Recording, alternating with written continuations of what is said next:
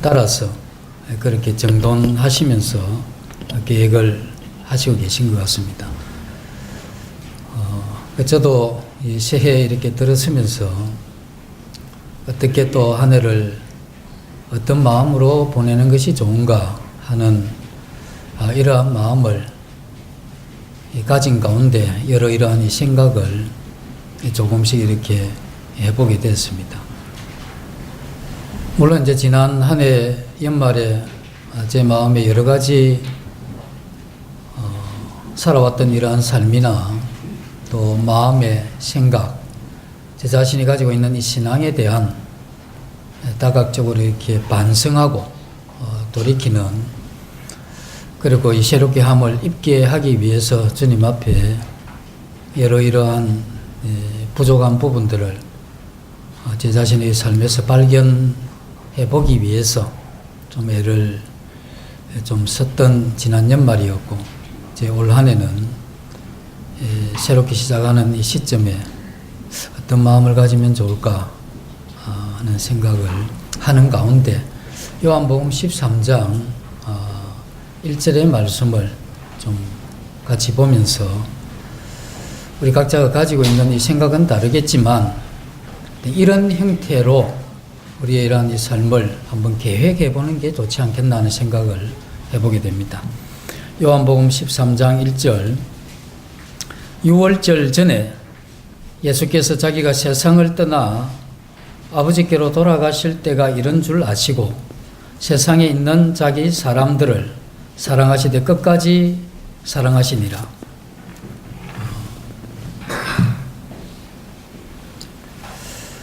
때가 이런 줄 아시고 세상에 있는 자기 사람들을 끝까지 사랑하시니라 하는 말씀입니다.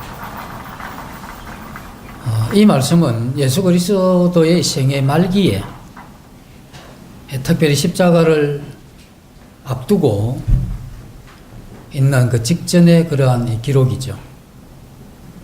주님은 유월절에 자신이 반드시 죽을 것을 말씀을 하셨습니다. 그러나 유대 지도자들의 생각은 달랐죠.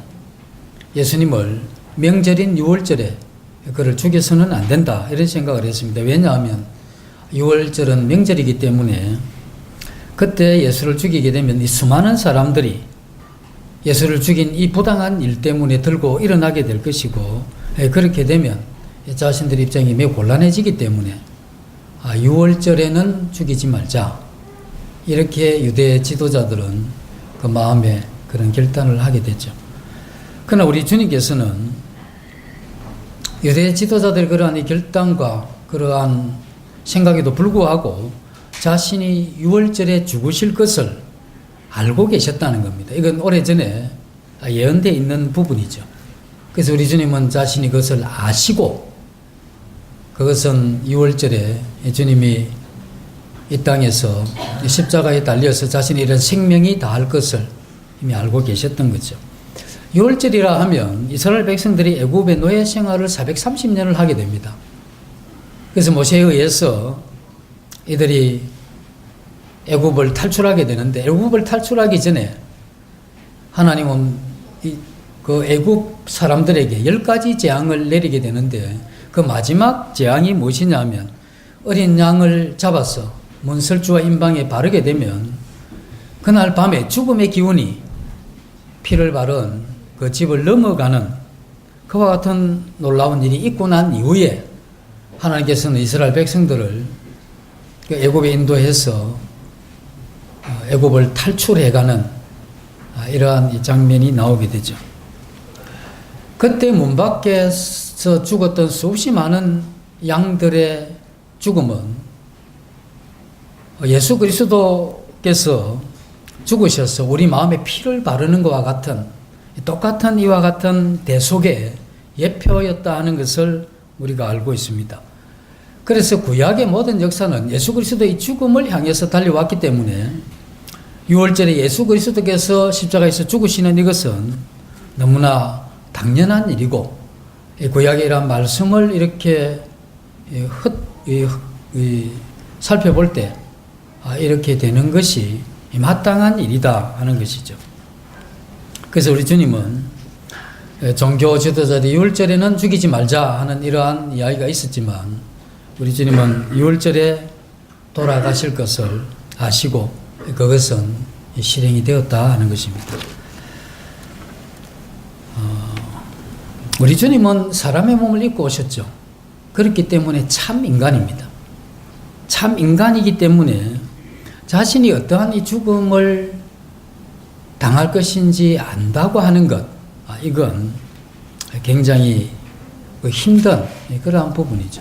그래서 우리는 예수님이 십자가를 앞두시고 그 십자가를 곧 지게 되실 건데 그때 우리 주님이 가지셨던 그러한 마음이 어떻겠는가 하는 이것을 우선 좀 살펴보면 좋을 것 같습니다.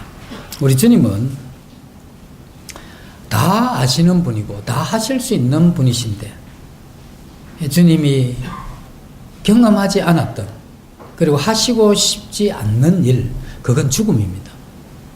그런데 우리 주님은 이러한 이 죽음이 자기에게 다가오고 있다는 이것이 마음이란 이 커다란 어떤 면에서 무거운 그러한 이 짐일 수가 있었죠. 그것보다 더한 것은 예수 그리스도의 이 십자가이라는 이 죽음이 영적인 일에 속하는 거죠. 보통 사람들이 죽는 것은 그냥 육적인 이러한 일에 불과하지만 그런데 예수님이 이렇게 십자가에 돌아가시는 이 일은 우리들이 죽는 이 죽음과는 완전히 다른 그러한 죽음이죠.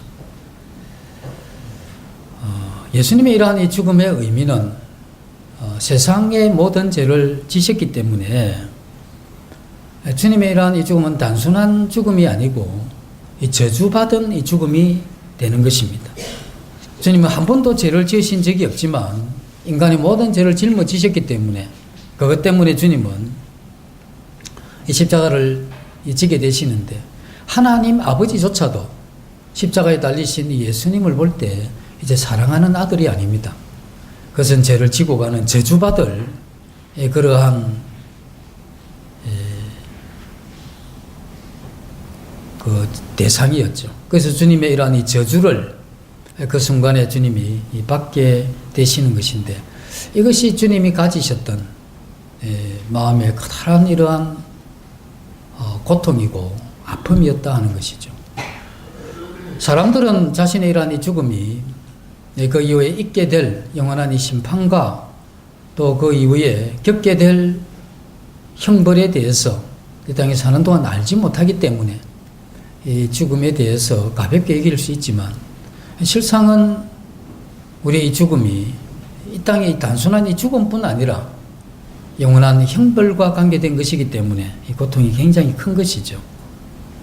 이것을 아신 이 주님은 그 십자가에 달리실 때 그 하나님의 진노,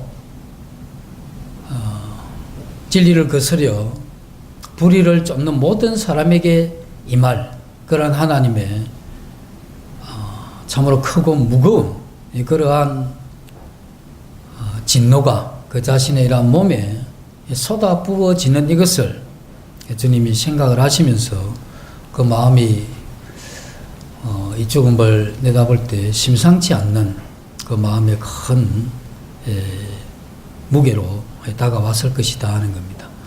그리고 주님께서 또 하나 이 십자가를 지시면서 우리는 이 죽음보다 더 큰 것이 없다고 생각이 드는데 주님은 이 죽음보다 더 큰 이 마음의 부담을 가지고 계신 것이 있는데 주님이 이 땅에서 죽으시고 자신은 부활하시고 성천하셔서 하나님 보좌 우편에 앉으셔서 후에 만물이 자기 발 앞에 복종할 이와 같은 날을 기다리시면 되는 것이죠. 그런데 주님이 염려되는 것은 자신이 이 땅을 떠나가시게 되면 이 땅에 남아있는 자기 백성이었습니다.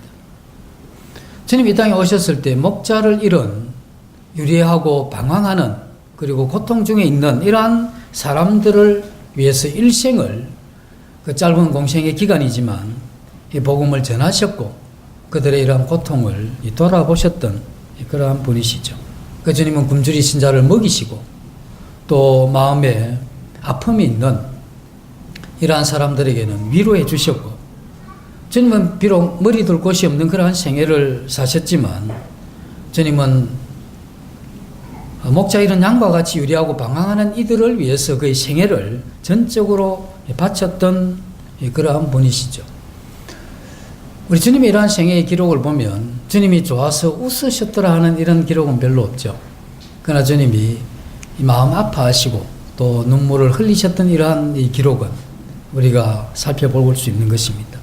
그래서 주님이 이 땅에 사시는 동안 자기의 삶이 아닌 이 땅에 있는 목자 이런 양들에 대한 그러한 연민의 마음으로 그의 이러한 생애가 늘 이런 그들을 향한 아픔과 눈물의 이러한 이 생애를 주님이 짧지만은 보내셨다 하는 것을 우리가 생각을 해보게 됩니다. 그러나 주님께서 이렇게 사랑하셨음에도 불구하고 진리를 모르는 사람, 깨닫지 못하는 사람들이 너무나 많았기 때문에 이 수많은 이러한 사람들이 아직도 자신이 이 십자가를 통해서 죄를 지고 가지만 이것을 깨닫지 못하고 믿지 않는 그러한 수없이 많은 사람들을 향한 주님의 마음 가운데 있는 연민을 우리는 이렇게 생각을 해볼 수가 있는 것입니다. 주님은 이 고통스러운 이 십자가가 이제 매우 가까이 이 눈앞에 이렇게 다가오게 되는데 그때 주님께서 하신 일, 하셨던 이러한 말씀을 생각해 보면 주님은 자기 때가 가까이 오신 것을 아시고 그 무거운 근심과 고통을 마음속에서 또 영혼 속에서 그에게 이렇게 많이 어려움으로 이렇게 다가왔지만 그럼에도 불구하고 주님은 그것보다는 자신에게 다가오는 이러한 고통이나 무거운 짐보다는 도리어 자기가 사랑하는 그 사람들을 향한 그들을 향한 그러한 사랑이죠. 그래서 떠날 때가 이런 줄 아시고 자기 사람들을 뭐라고 하셨습니까? 끝까지 사랑하시니라. 어떻게 보면 그 시점에서 주님은 이제 곧 십자가를 지셔야 되고 이 땅에 남아있는 사람들은 생애가 아직 남아있잖아요. 그럼 어떤 면에서 볼 때 참으로 위로와 격려와 도움과 사랑을 받아야 될 사람은 주님이시죠. 그리고 함께했던 제자들이 그동안 주님의 사랑을 받았던 이 사람들이 이제 십자가를 지시는 주님을 향해서 위로하고 또 격려하고 사랑을 베풀고 또 그렇게 해야 되는 것이 참으로 마땅한 일인데 불행하게도 예수님과 함께했던 모든 사람들이 거의 대부분이 주님을 따랐던 주님을 특별히 사랑했던 여인들 몇 외에는 주님을 떠났죠.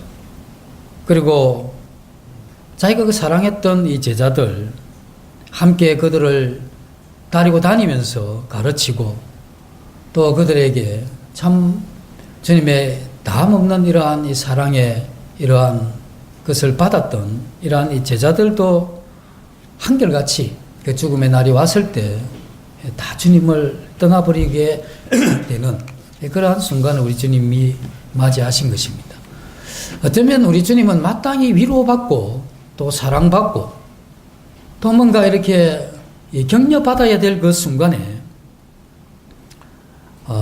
주님은 전혀 이런 것을 받지 못했던 그리고 모든 사람들이 자기를 떠나기로 작정되어 있었던 그러한 시기에 주님은 그러한 시기에 하신 일은 이게 이제 참 중요한 부분인데 자기에게 다가오는 이러한 고난을 잊어버리고 자기가 사랑하는 사람들을 끝까지 사랑하신 것 이것이 주님께서 최종적인 십자가 주님의 생애에 있어서 그 마지막 지신 그 십자가를 눈앞에 둔 그러한 때에 주님이 하셨던 그러한 말씀이고 그것이 주님의 그러한 마음이셨다는 겁니다.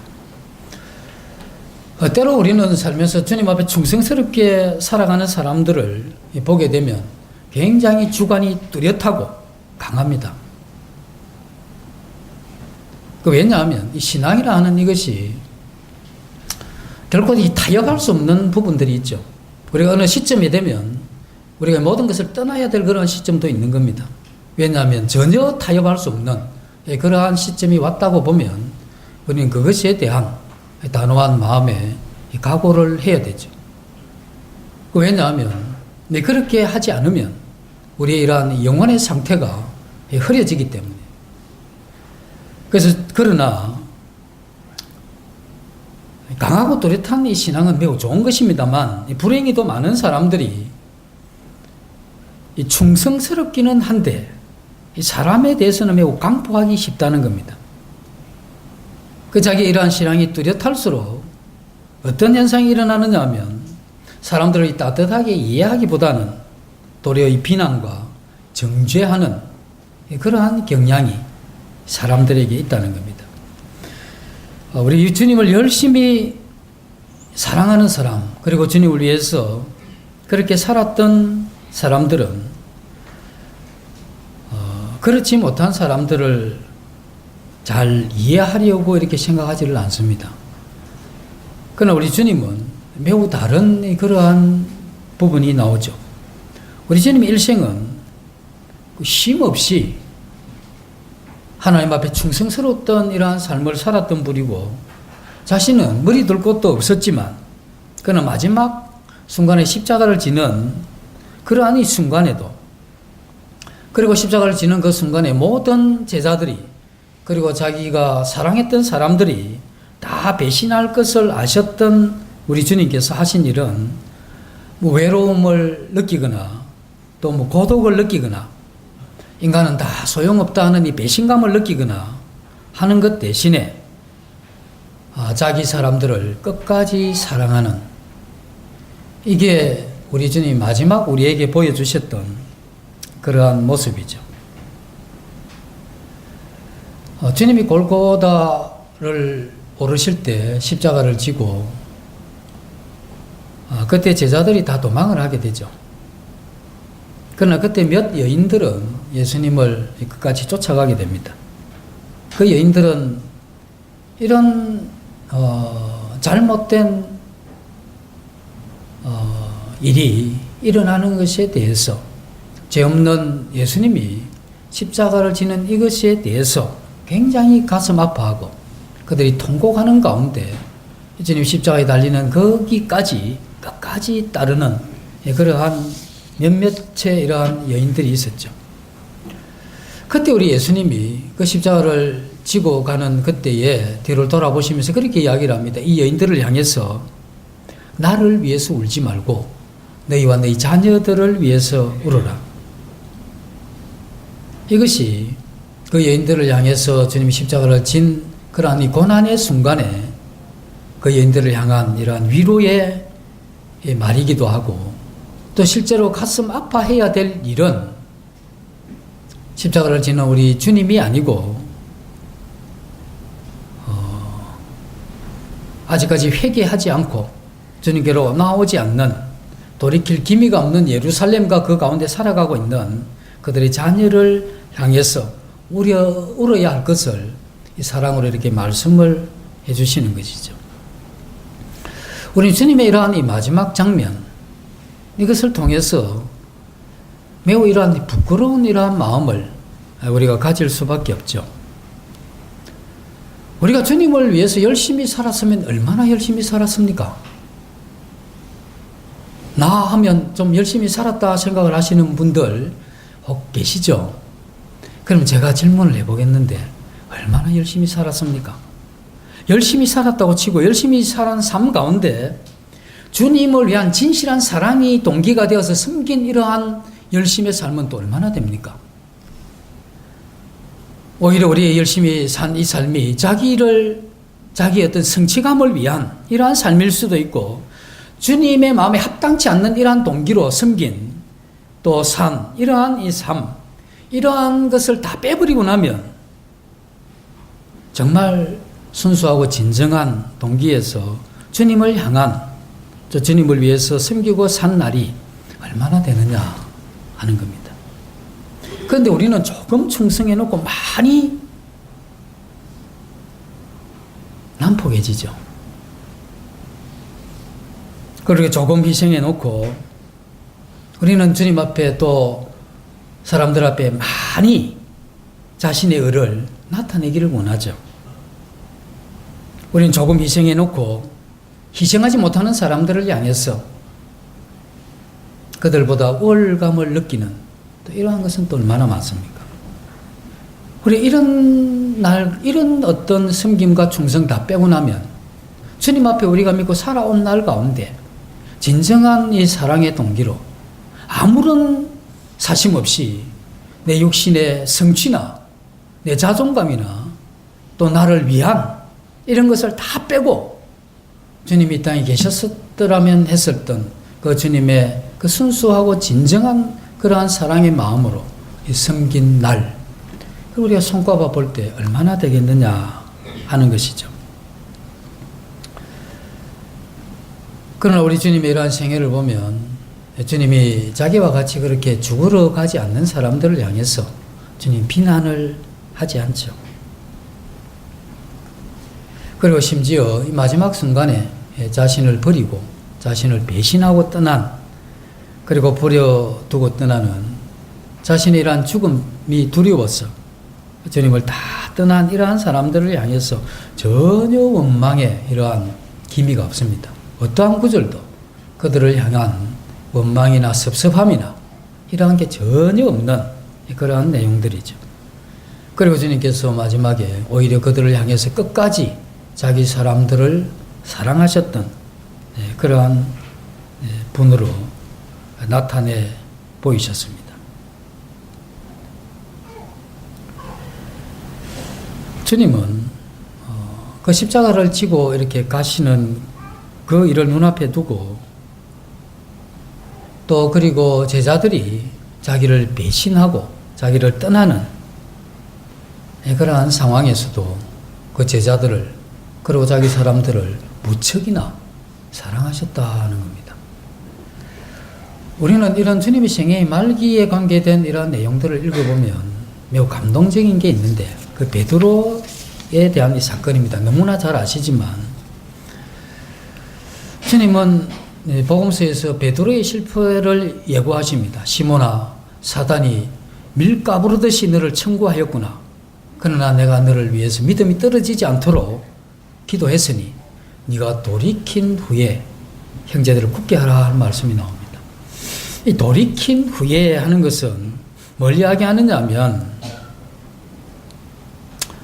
결국 너는 실패하게 될 거다 이 이야기를 한 겁니다.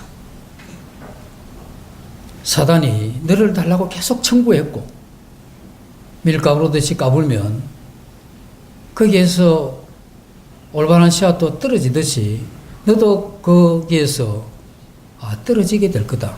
네 신앙이 그렇게 실패하게 될 것이다. 그러나 네가 돌이킨 후에는 네 형제를 굳게 하라. 예수님은 이미 아셨죠. 이 베드로가 배신하기 전에 먼저 그 배신을 아시고 여기에 더해서 용서해 놓으신 겁니다. 죄를 짓기도 전에, 배신하기도 전에 주님은 그 죄를 용서하시고 그 배신을 용서해 놓으셨다. 이건 우리와는 전혀 다른 특별한 모습이죠. 주님은 청성스러운 삶을 사셨고 마지막에 이렇게 십자가를 지시면서 주님께서 이렇게 하신 일, 그건 용서와 그리고 사랑의 이러한 마음을 우리에게 전해주신 그러한 분이시죠. 우리가 주님을 위해서 열심히 좀 일을 해보시면 그럴 때가 있습니다. 사람들을 원망하게 되는 경우도 있죠. 그렇게 살지 않아도 원망하는 경우가 있지만 충성스럽게 섬기다가도 주님을 원망하는 경우가 있고 또 성도들을 원망하는 경우가 있고 자기 환경에 대해서도 원망하는 그러한 경우가 있는데 이런 우리의 이런 이 삶의 이 실패, 이 원망을 이렇게 살펴보면 한 가지가 잘못돼서 그렇습니다. 우리가 사람을 원망하고 환경을 원망하고 하는 이건 한 가지가 잘못됐는데 그 한 가지가 무엇이냐면 그 초점이 주님에서 떠난 겁니다. 우리는 환경이 어렵고 상황이 어렵고 사람이 어렵고 관계가 어렵다고 이야기를 하지만 우리는 그것 때문에 우리는 실족할 사람들이 아닙니다. 우리가 단 한 가지, 우리의 초점이 주님에서 떠나게 되면 100% 실패합니다. 그래서 베드로가 그 초점이 주님에게서 떠났기 때문에 그는 주님을 저주하여 맹세하기까지, 주님을 부인하는 데까지 갈 수 있는 것이죠. 우리는 지금 이 자리에 있는 겁니다. 그리고 각 가정이 있고 또 이 사회에서 자기에게 주어진 그런 자리가 있는 것이죠. 이건 주님께서 우리에게 그곳에서 맡기신 하나님의 일이 있기 때문에 우리로 하여금 그곳에 있게 한 겁니다. 그래서 한 사람 한 사람 모두 하나님은 우리로 하여금 그 자리에 있게 하신 그와 같은 이유가 분명한데 그걸 사명이라 하죠. 그러나 그 사명을 따라 살다가 우리 시선이 흐트러지게 되면 나는 이렇게 열심히 주님 앞에 일하는데 저 사람은 뭐하나? 뿐 아니라 직장에서도 마찬가지입니다. 나는 이렇게 정직하게 하는데 저 사람은 왜 저러나? 이런 모든 사람에 대한 원망은 그 눈에 일하는 이 초점이 그리스도에게서 떠났기 때문에 그렇죠. 혹시 교회에 이 건축을 우리가 하면서 헌금 좀 해보셨죠? 헌금을 좀 해보시면 나는 이렇게 많이 바쳤는데 없는 가운데 저 있는 사람은 뭐하나? 이런 생각. 그리고 나는 몸이 아프고 무거운 것에도 불구하고 이렇게 고생하는데 나보다 건강한 사람이 저 빈손 들고 가는 것 저거에 대해서 굉장히 또 불편한 그런 마음이 있죠. 나는 시간이 없는데도 불구하고 시간을 내어서 이렇게 봉사하는데 저 사람은 놀면서도 아무 봉사도 하지 않는 이런 것에 대해서, 그래서 이와 같은 모든 비교 속에서 우리는 주님이 우리에게 맡겨주신 그 일에 대한 이 충성스러운 이 삶에서 벗어나게 되죠.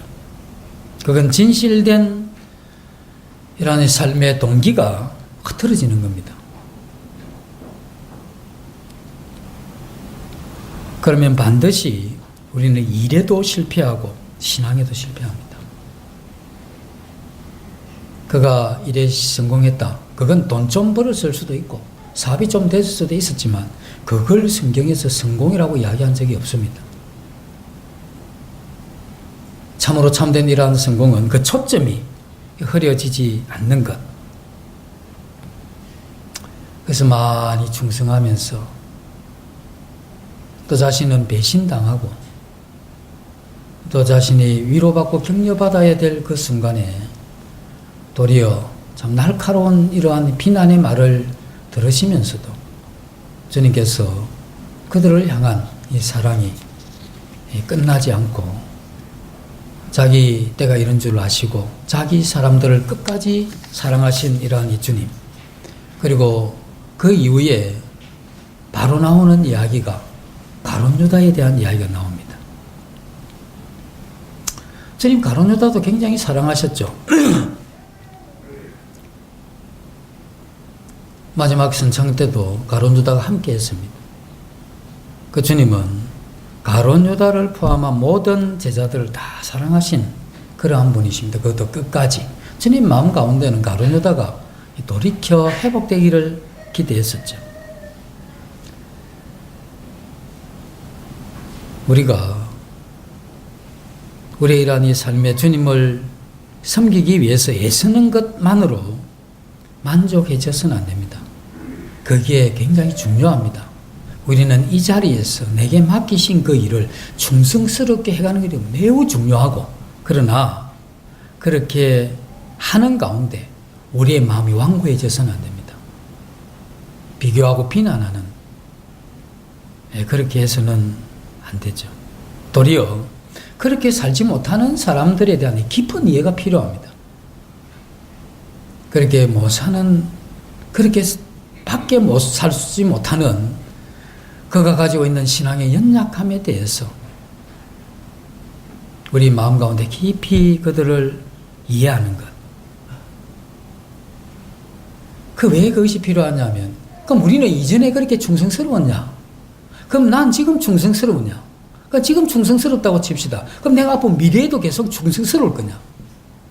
나도 실패하고 무너질 수 있는 사람인데. 내가 지금 실패한 그 성도에 대해서 내가 판단하고 비난한다면, 미래에 내가 실패하면, 그때에 내가 실패한 사람의 입장에 서 있을 때, 내가 연약한 사람의 입장에 있을 때, 그들의 위로와 격려 대신에 날카로운 비난과 판단 같은 비수가 내게 꽂혀져 오면 그것이 나를 살리고 내게 위로가 되겠냐는 것이죠.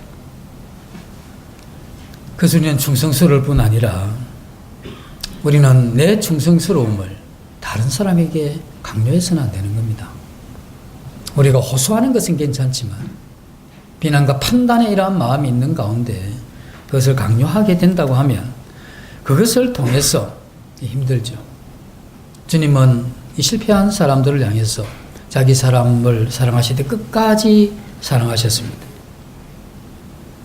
우리의 이러한 변화는 그리스도의 인격적인 이러한 감화와 은혜를 통해서 새롭게 시험을 받고 우리의 삶이 변화되어 새로운 섬김의 길로 가게 되죠.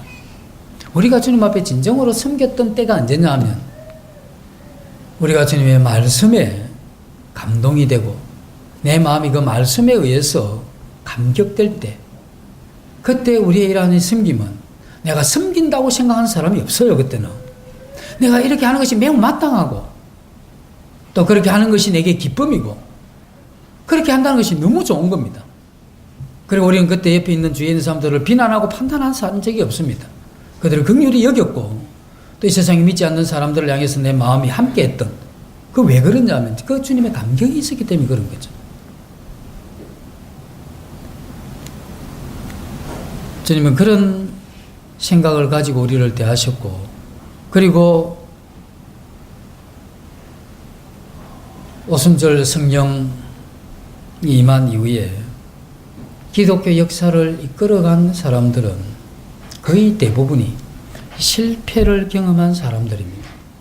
도망간 제자들, 세 번이나 부인했던 베드로, 그리고 의심이 많았던 도마, 그리고 예수님이 이미 오셨고 교회가 세워졌음에도 불구하고 끝까지 교회를 핍박했던 사울, 이와 같은 사람들이 예수 그리스도의 말씀과 그 은혜의 감격에서 그가 변화된 이후에 이 기독교 역사를 새롭게 이끌어갔던 그러한 사람입니다. 지금은 그가 비록 연약하고 실족해 있지만 앞으로 이 석임의 교회가 또 한국의 이 기독교 이러한 세계가 그러한 사람들에 의해서 이끌어져 갈 수 있는 겁니다. 지금은 내가 충성스럽게 섬기지만 내가 그와 같이 마음 관리를 잘 못하게 되면 나는 그 서임에서 도태되고 나는 무너지고, 그리고 주님 앞에 합당한 실패를 경험하고 참으로 실패한 자들의 마음을 읽을 줄 알고, 그리고 주님 앞에 자신의 연약함을 깨닫고 날마다 자기를 부인하고 은혜를 구하는 그 사람들이 이 기독교 교회를, 또 우리의 이 모임을 이끌어갈 것입니다. 그래서 우리는 나의 조금 충성스러움, 나의 조금의 희생에 대해서 매우 겸손한, 이것이 참된 동기에서 나왔다면 우리는 겸손할 필요가 없습니다. 내가 이것밖에 섬기지 못하고 이것밖에 충성스럽지 못한 나의 불충과 나의 부족함에 대해서 우리가 계속해서 주님 앞에 돌이키는 이러한 마음을 가질 수밖에 없는 그러한 사람들이죠. 그런데 우리 주님이 자기 사람들을 사랑하셨죠. 그 자기 사람들이 누굽니까? 우리는 자기 사람이라면 그건 자기 편이잖아요. 여기에서 이야기한 자기 사람들은 그 자기 편, 그걸 이야기하는 게 아닙니다. 이 자기 사람에 대한 것은 이겁니다. 제가 좀 설명을 드리자면, 우리가 은혜를 받지 못할 때가 있죠. 은혜를 받지 못했을 때의 특징이 뭐냐면 영혼의 부담이 없습니다. 성도가 실족해도 별 부담이 없어요.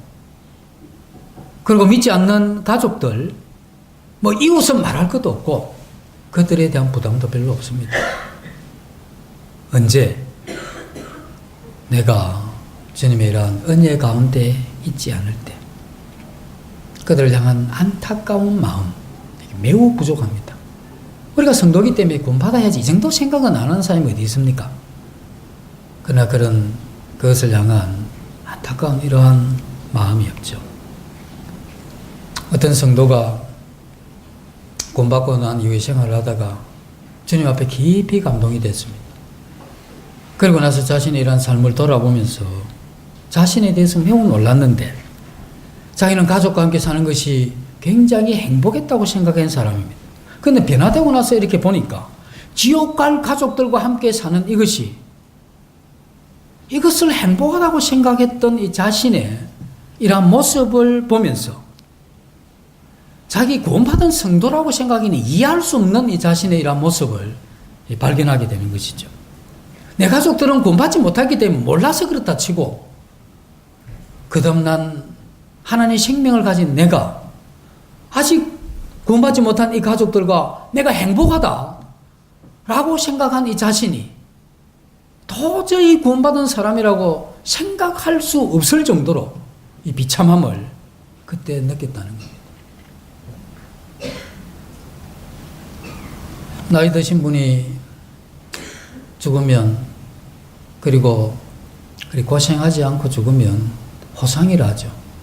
그 호상이라는 것은 이제 옆에서 참 나이도 들었고 그리고 노년에 편안한 생활을 했고 자식들도 무탈하고 또 이렇게 잘 풀린 이러한 가정을 속에서 이렇게 사시다가 그 며칠 고생하지 않고 이렇게 돌아가시는 거 보면 야 호상이다 이 주위에서 해주는 이야기죠. 근데 자기 아버지가 돌아갔는데 그 자식 놈이 내 아버지 돌아가신 걸 보고 호상입니다 이러면 그 아버지가 죽었는데 호상이다 하면 됩니까? 옆에서 이야기해 주는 말이 위로차 하는 이야기인데 그렇게 생각하고 위로받아라 이 이야기인데 근데 그 부모님이 예수님 안 믿고 돌아가셨는데도 호상이다 이렇게 이야기할 수 없는 거 아닙니까? 그게 어떻게 호상이 되는 겁니까? 호상일 수가 없는 것이죠. 그건 자기가 가족을 사랑했지만 그게 다분히 인간적인 겁니다. 예수 그리스도를 믿는 믿음을 가진 사람들이 사랑한 가족 그런 게 아니죠. 우리가 주님 앞에 은혜를 못 받고 매우 약해져 있는 이러한 신앙의 때는 자기가 근심해야 될 영혼이 없습니다. 자기 건강하고 잘 먹고 잘 살면 굉장히 좋아합니다. 가족들이 내일 모레 지옥에 가는 그건 아직 안 갈 것 같고 저기 주위에 있는 사람들 별로 신경이 안 쓰입니다. 그런 상태는 자기 영혼에 대해서도 별로 신경이 안 쓰이는 이러한 상태에서 하물며 남의 영혼을 위해서 신경을 쓰겠습니까? 자기 영혼이 지금 이렇게 해서는 안 된다. 이 침체 가운데에서 이런 상태에서 내가 이렇게 살아간다. 이건 정말 하나님의 은혜에 대해서 배신하는 것이고 내 인간이 아니다. 이건 어떻게 내가 거듭난 성도로서 이 따위의 삶을 사느냐 하고 자신에 대해서 이렇게 책망하는 이와 같은 이 자기 돌이킴 그리고 죄를 사랑하고 죄를 향해서 가면서 그것에 대해서 돌이킴도 없고 그것을 향해서 자기 이득이라고 하면 양심도 모든 어떤 것도 다 저버리고 갈 수 있는 이와 같은 완악한 마음의 소유에 대해서 주님 앞에 돌이키고 나는 수고하는데 다른 사람이 수고하지 않는 것에 굉장히 불편해하고 나는 이생하는데 다른 사람은 전혀 그렇지 않는 것에 대해서 판단하고 정죄하는 그리고 조금 생기고 많이 거들먹거리고 조금 희생하고 그 을을 많이 나타내려고 하는 이러한 이 자신의 이런 상태를 보면서 내 자신이 주님 앞에 정말 합당치 않는 이러한 사람이구나 하는 이것을 깊이 돌이키면서 이래서 안 된다 하는 이와 같은 자신의 삶을 돌아보지 않는 그 사람이 옆에 있는 영혼에 대한 관심을 가질 수가 있겠는가? 불가능하죠. 그 정적인 상태가 안 좋을 때는 어느 누구의 영혼을 위해서 기도하는 안타까워하는 마음이 없습니다.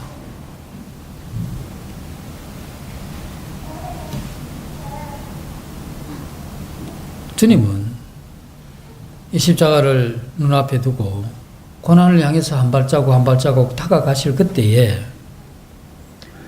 주님의 마음에 있었던 사람 12제자뿐이겠습니까? 함께 했던 여자들의 무리뿐이었겠습니까? 주님은 공고한 가운데 있는 사람들에게 진리의 말씀을 들려줬죠. 그 진리의 말씀을 들었던 모든 사람, 그리고 질병으로 고통당하는 그들을 회복시켜줬는데 회복한 사람들, 눈먼 자들, 문둥병자들, 그리고 주님은 그 시대 사람들뿐 아니라 이 우리에 들지 않는 수없이 많은 양들, 지금 무리까지도 생각하신 것이죠. 그러나 주님은 그때 당시 그 시대에 있는 사람들을 향해서 자기 사람으로 이렇게 표현한 겁니다.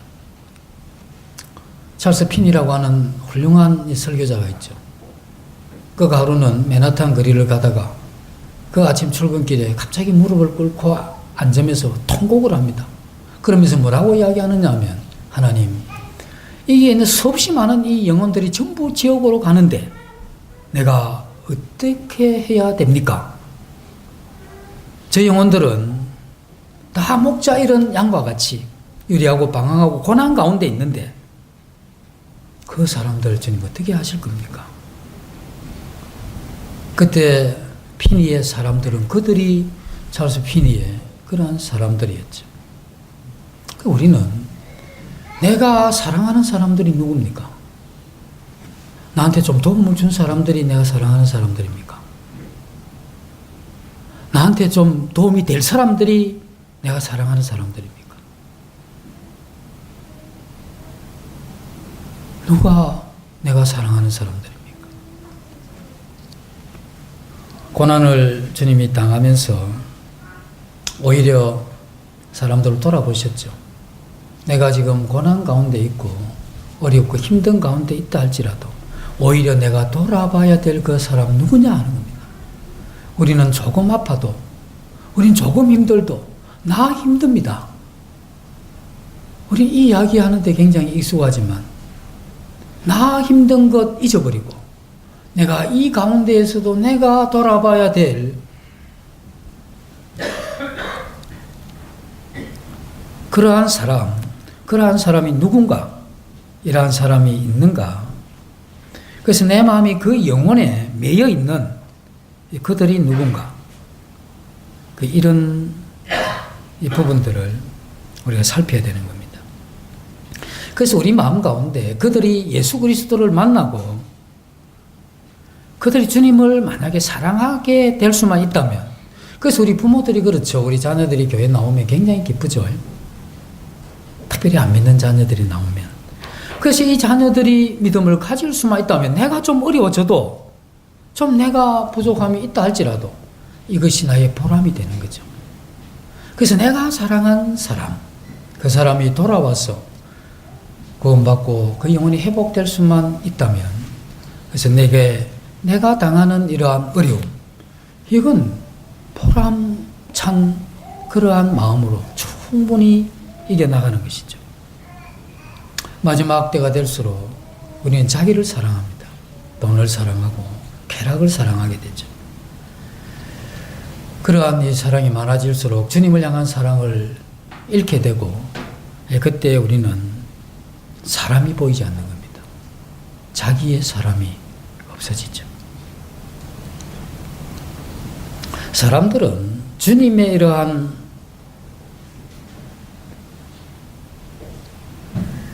말씀 가운데 그 사람을 통해서 이 주님의 이러한 사랑을 보고 듣기를 원하는 겁니다.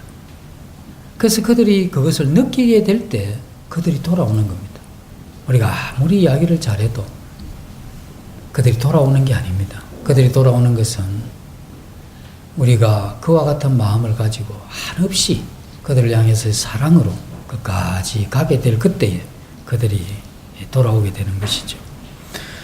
우리 주님은 십자가가 이렇게 굉장히 눈앞에 다가온 겁니다. 그런데 예수님이 가지고 있었던 그 관심은 자기가 십자가를 지게 될 때 겪게 될 그 육체의 아픔, 그리고 하나님의 그 저주가 자기 한 몸에 내려질 그 아픔, 고통, 이런 것을 본 것이 아니고 자신이 두고 가야 될 사랑하는 사람들, 그들에게 주님의 마음이 있었다는 겁니다. 우리 이걸 통해서 지금 이 시대에 우리가 겪게 있는 모든 겪게 되는 고난을 이길 수 있는 길은 불평하거나 원망하는 것, 이건 아니죠. 신자가 고난을 이기는 이 길은 사람들을 깊이 사랑하는 겁니다.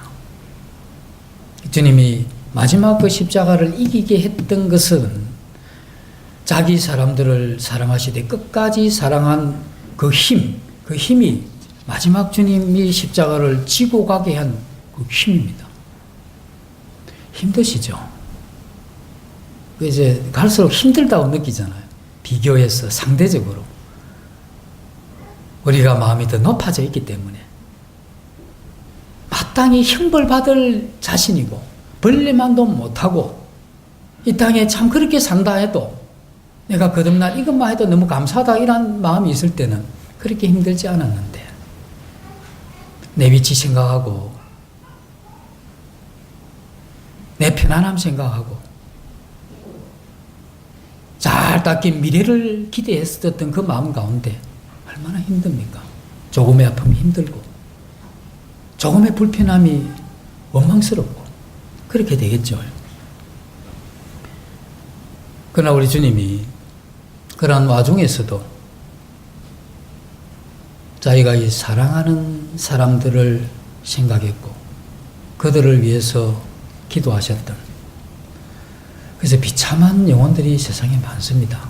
그들이 비록 이 땅에서 잘 먹고 잘 살고 건강하다 할지라도 그 영혼이 유리하고 방황하며 그 영원한 형벌이 작정되어 있기 때문에 매우 불쌍한 사람들입니다.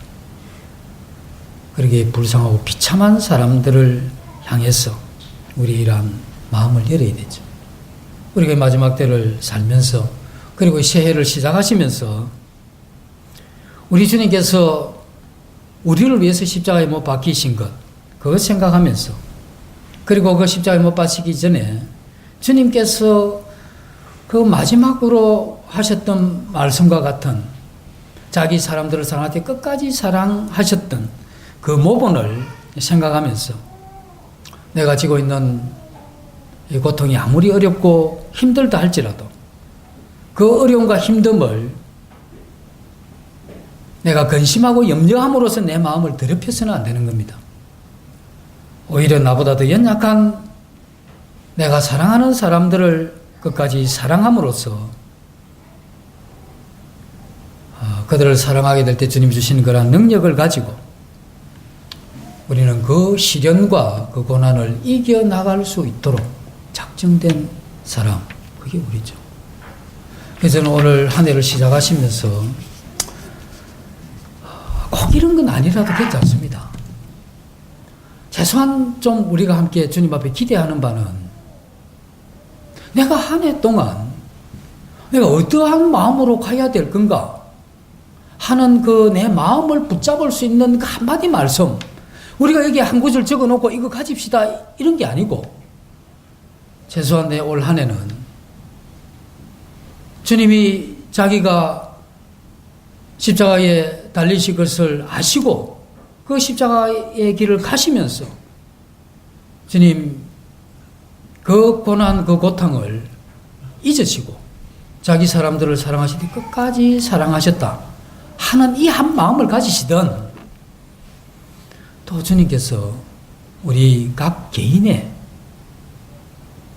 당한 형편이 다르고 상황이 다르기 때문에 어쨌든 주님이 그러한 한 말씀을 붙잡고 우리가 이러한 한 해를 시작하고 그리고 우리가 이 한 해가 끝나게 될 때 정말 자기 사람을 끝까지 사랑하셨던 그 본을 삼아서 내 고난의 때에 나도 내가 사랑하는 사람들을 위해서 그들을 위해서 이 섬김, 그들을 향한 이 충성 때문에 내 고난을 극복했고 그리고 내 자신을 사랑하고 세상을 향해서 가는 이 마음이 이것 때문에 극복되었던 이와 같은 아름다운 간증을 연말에 가서 할 수 있도록 우리가 준비하는 것.